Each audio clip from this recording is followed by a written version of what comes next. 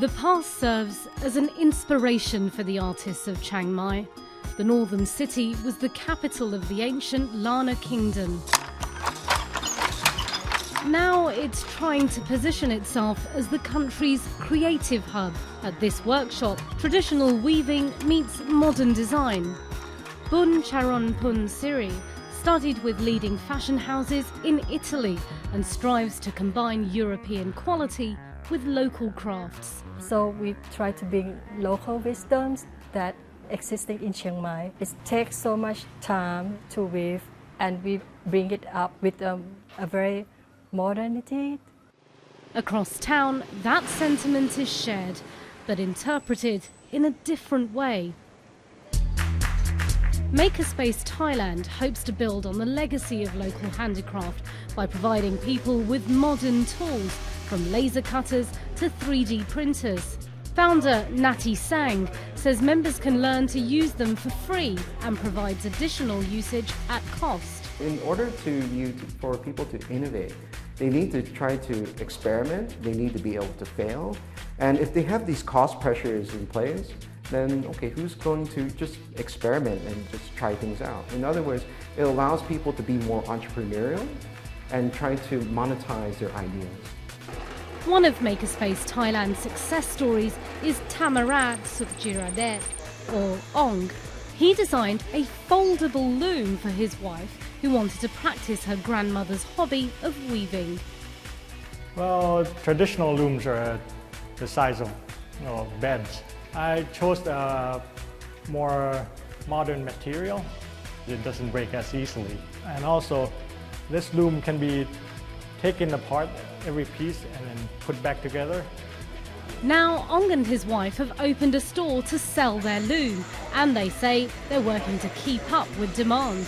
Nati tries to help members like Ong find investments for their ideas, and he's working on a few projects of his own.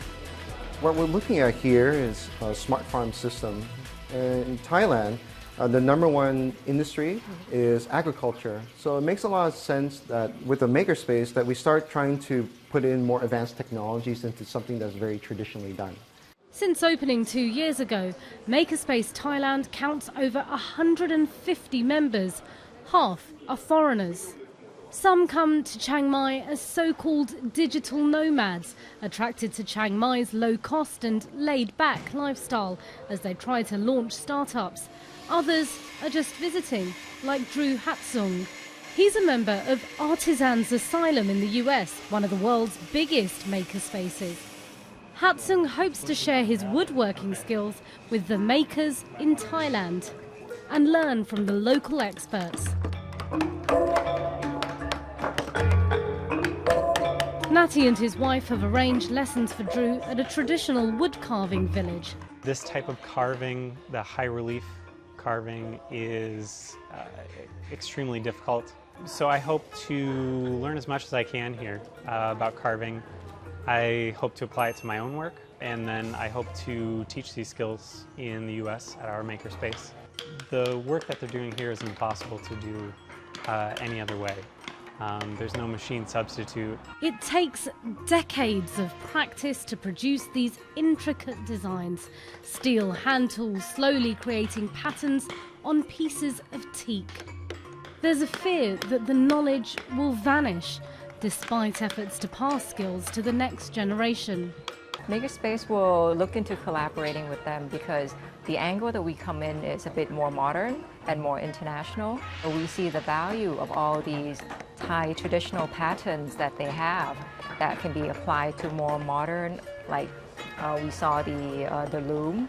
Carving future opportunity from a long legacy of creativity.